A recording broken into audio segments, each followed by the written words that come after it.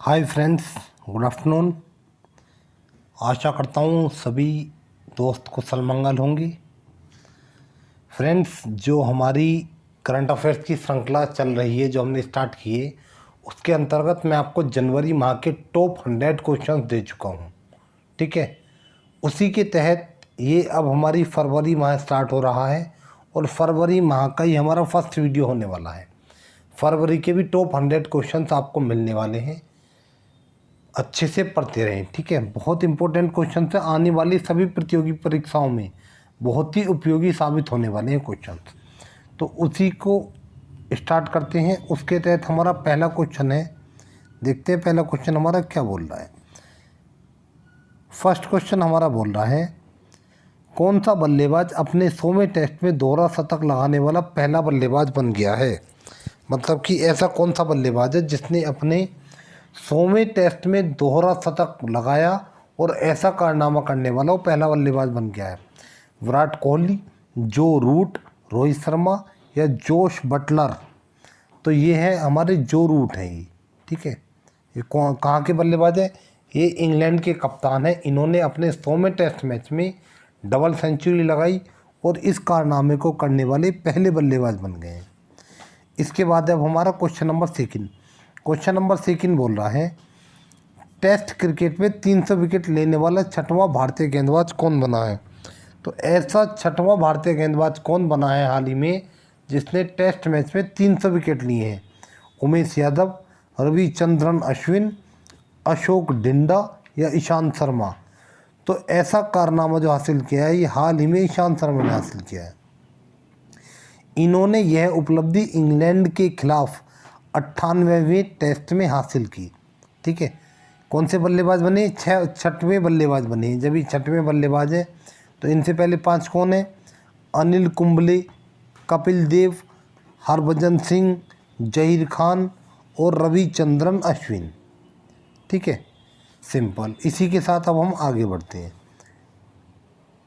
Third question हमारा क्या बोल रहा है, देखते हैं। क्वेश्चन नंबर 3 हमारा कह रहा है, कॉरपोरेट उत्कृष्टता के लिए इकोनॉमिक टाइम्स अवार्ड्स में business reformer of the year award किसने जीता है? शक्तिकांत दास, रजनीश कुमार, रघुराम राजन या इनमें से कोई नहीं। तो जो business reformer of the year का अवार्ड दिया गया है ये शक्तिकांत दास को दिया गया है। मतलब कि ऑप्शन नंबर फर्स्ट हमारा करेक्ट आंसर है। देखो इसके बारे में और क्या जानना है। इसके निर्णायक मंडल का नेतृत्व अल्फाबेट के सीईओ सुंदर पिचाई ने किया था। कहने का मतलब है जो एक मंडल था जिसने इस बात का निर्णय किया था उसका नेतृत्व अल्फाबेट के सीईओ ने किया था। उनका नाम है सुंदर पिचाई। और ये अल्फाबेट जो कंपनी है ये गूगल की पेरेंट कंपनी है। जो हमारी गूगल है ना, इसकी पेरेंट कंपनी है अल्फ़ाबेट। तो इसके सीईओ भी सुंदर पिचाई हुई, ठीक है। जब गूगल के सुंदर पिचाई हैं तो उसकी भी सुंदर पिचाई हैं। फिर इसके बाद इसमें दूसरा अवार्ड और दिया गया था, वो था हमारा लाइफ टाइम अचीवमेंट अवार्ड। ये लाइफ टाइम अचीवमेंट अवार्ड किसे दिया गया? ये दिया गया आदित्य पुरी को। आदित्य पुरी कौन है? HDFC के एक्स MD, मतलब कि पूर्व MD हैं HDFC के। फिर इससे अलग एक इंटरप्रेन्योर ऑफ द ईयर, ये जो पुरस्कार दिया गया ये दिया गया अदार पूनावाला को। अदार पूनावाला कौन है? Adar Poonawalla Serum Institute of India के CEO हैं। सारी इम्पोर्टेंट जो भी जानकारी हमें एग्ज़ाम के लिए महत्वपूर्ण होगी वो मैंने इसमें शामिल कर दी है। आइए इसी के साथ अब हम अपने अगले क्वेश्चन पढ़ते हैं। नेक्स्ट क्वेश्चन हमारा क्या बोल रहा है? हमारा अगला क्वेश्चन है, भारतीय सेना ने किस स्थान पर देश के सबसे ऊंचे झंडे की आधारशिला रखी? तो हाल ही में भारतीय सेना ने देश के सबसे ऊंचे झंडे की आधारशिला रखी है। हमें बताना कौन सा स्थान है? बारामूला, गुलमर्ग, श्रीहरिकोटा या गुवाहाटी। तो ये जो स्थान है आपका ये गुलमर्ग है। गुलमर्ग में देश के सबसे ऊंचे झंडे की आधारशिला रखी गई है, ठीक है। इसी के साथ अब हम आगे बढ़ते हैं। नेक्स्ट क्वेश्चन हमारा क्या बोल रहा है? क्वेश्चन नंबर 5 बहुत ही इंपॉर्टेंट क्वेश्चन आंसर्स हैं। क्वेश्चन नंबर 5 बोल रहा है हमारा, ओकोंजो इविला WTO की पहली महिला महानिदेशक बनी है, ये किस देश की हैं? मतलब कि WTO की पहली महिला महानिदेशक ओकोंजो इविला जो हाल ही में बनी है, हमें बताना है किस देश की है। रूस, साइबेरिया, नाइजीरिया या जर्मनी? तो ये नाइजीरिया की रहने वाली हैं, यानी कि ऑप्शन नंबर सी हमारा करेक्ट आंसर है। और ये किसके स्थान पे बनी है? ये बनी है रॉबर्ट अजेवेदो। इन्होंने रॉबर्ट अजेवेदो का स्थान लिया है। WTO क्या होता है? WTO होता है world trade organisation. WTO world trade organisation, ठीक है। इसकी स्थापना कब हुई थी? इसकी स्थापना हुई थी 1 जनवरी 1995 को। बस, इससे ज़्यादा और कोई जानने की जरूरत नहीं है इसमें। इसी के साथ अब हम आगे बढ़ते हैं। हमारा अगला क्वेश्चन क्या बोल रहा है? नेक्स्ट क्वेश्चन है, भोग योजना किस राज्य सरकार द्वारा शुरू की गई? तो हाल ही में किस राज्य सरकार ने भोग योजना को शुरू किया है? क्या उत्तर प्रदेश ने किया है, बिहार ने किया है, तमिलनाडु ने किया है या आंध्र प्रदेश ने किया है? तो हाल ही में भोग योजना की शुरुआत उत्तर प्रदेश सरकार द्वारा की गई है। मतलब कि ऑप्शन नंबर ए। भोग योजना है क्या? देखो, हाल ही में क्या हो रहा है, हाल ही में कोविड-19 की बहुत मारामारी चल रही है, तो इसी के तहत सरकारें कुछ कदम उठा रही हैं। तो कोविड-19 को ध्यान में रखते हुए अब मंदिर कमेटी के संचालकों को भोग प्रमाण पत्र लेना जरूरी है। मतलब कि उनको भोग प्रमाण पत्र लेना जरूरी है, और उनको भोग प्रमाण पत्र जब भी प्रदान किया जाएगा तब वे कोविड-19 से सुरक्षा हेतु कुछ मानकों को पूरा करेंगे, ठीक है। तो इसी योजना का नाम है भोग योजना। इसे हाल ही में उत्तर प्रदेश सरकार ने शुरू किया है। इसके बाद फिर हमारा नेक्स्ट क्वेश्चन देखते हैं क्या बोल रहा है। क्वेश्चन नंबर है हमारा 7th। क्वेश्चन नंबर 7th बोल रहा है, हाल ही में संयुक्त राष्ट्र ने अपने जलवायु दूत के रूप में किसे नियुक्त किया है? ठीक है, क्या वो जो बाइडन है, नरेंद्र मोदी हैं, माइकल ब्लूमबर्ग हैं, इनमें से कोई नहीं? तो हाल ही में संयुक्त राष्ट्र ने माइकल ब्लूमबर्ग को अपने जलवायु दूत के रूप में नियुक्त किया है। ये अमेरिका के रहने वाले हैं तथा इनकी नियुक्ति एंटोनियो गुटरेस ने की। एंटोनियो गुटरेस कौन है? ये संयुक्त राष्ट्र के महासचिव हैं। इन्होंने इनकी नियुक्ति की है। किनकी? Michael Bloomberg. Option number C हमारा करेक्ट आंसर है। इसी के साथ अब हम आगे बढ़ते हैं। Question number 8। क्वेश्चन नंबर 8 है, पीयूष गोयल ने किस वर्ष तक भारत को विश्व में पहली प्रदूषण रहित रेलवे बनाने की घोषणा की? 2040 तक, 2025 तक, 2050 तक या 2030 तक? तो हाल ही में पीयूष गोयल ने घोषणा की है कि 2030 तक जो भारत की रेलवे होगी वो विश्व में पहली प्रदूषण रहित रेलवे होगी। कहने का मतलब है कि 2030 तक सभी ट्रेनों का संचालन बिजली से करा जाएगा, और जब बिजली से सभी ट्रेनें संचालित होंगी तो प्रदूषण तो फिर 0 ही हो जाएगा, ठीक है। तो कब तक के लिए कराई? 2030 तक के लिए घोषणा की है इन्होंने। ऑप्शन नंबर डी हमारा करेक्ट आंसर है। इसी के साथ हम अपने अगले क्वेश्चन पे आते हैं। क्वेश्चन बहुत इंपॉर्टेंट है, नोट्स बनाते रहेंगे, और हमारे टेलीग्राम ग्रुप को चैनल कर लें। अगर नोट्स बनाने में दिक्कत हो रही हो तो कोई दिक्कत नहीं, टेलीग्राम पे हमारे सारा डाटा एग्जिट हूबहू सारी PDFs आपको वहाँ मिलने वाली हैं। टेलीग्राम को ज्वाइन कर लेंगे आप, ठीक है। नेक्स्ट क्वेश्चन क्या बोल रहा है, भारत का पहला थंडर स्टॉर्म रिसर्च परीक्षण केंद्र, थंडर स्टॉर्म रिसर्च परीक्षण केंद्र कहाँ स्थापित किया गया है? तो पहले तो हमें यही जानना, थंडर स्टॉर्म होता क्या है। थंडर स्टॉर्म मीन्स आंधी तूफान, ठीक है। तो आंधी तूफान रिसर्च परीक्षण केंद्र कहाँ स्थापित किया गया? उड़ीसा, मध्य प्रदेश, गुजरात या उत्तराखंड? तो हाल ही में इसकी स्थापना उड़ीसा राज्य में की गई है, ठीक है। उड़ीसा राज्य में की गई है। उड़ीसा के बारे में तो आप जानते ही हैं। एम्स भुवनेश्वर है, हाल ही में उसे कायाकल्प पुरस्कार दिया गया है। उड़ीसा की बात है तो जान लेते हैं, उड़ीसा के मुख्यमंत्री कौन है? नवीन पटनायक हैं। राज्यपाल कौन है? राज्यपाल बनवारी लाल पुरोहित हैं, ठीक है। तो ये हमारा सारा हो गया है। इसी के साथ अब हम अपने अगले क्वेश्चन पे आते हैं। सॉरी, बनवारी लाल पुरोहित बोल दिया मैंने, गणेशी लाल। ठीक है, इसी के साथ अब हम अपने अगले क्वेश्चन पे आते हैं। क्वेश्चन नंबर 10 है हमारा। क्वेश्चन नंबर 10 देखते हैं। डोमिनिक ओंगवेन, जिसे अंतर्राष्ट्रीय अपराध न्यायालय ने युद्ध अपराधों के लिए दोषी ठहराया था, किस देश से हैं? तो हाल ही में अंतर्राष्ट्रीय अपराध न्यायालय ने डोमिनिक ओंगवेन को युद्ध अपराधों के लिए दोषी ठहराया। तो हमें बताने किस देश के हैं? सीरिया, नाइजीरिया, युगांडा या इराक।